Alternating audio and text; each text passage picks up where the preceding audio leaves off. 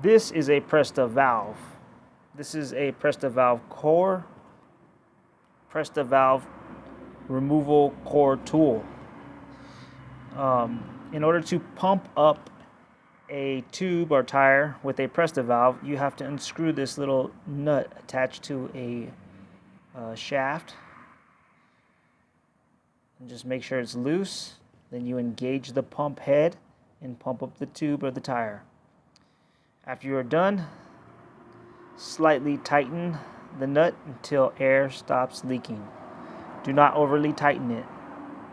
If you want to remove the valve core in order to put sealant into the tube, take your valve core removal tool and place it over the notched area.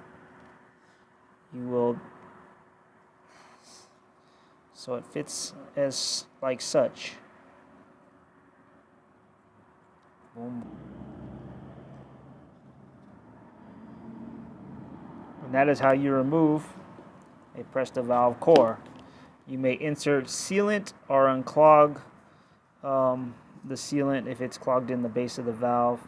That's how you do that.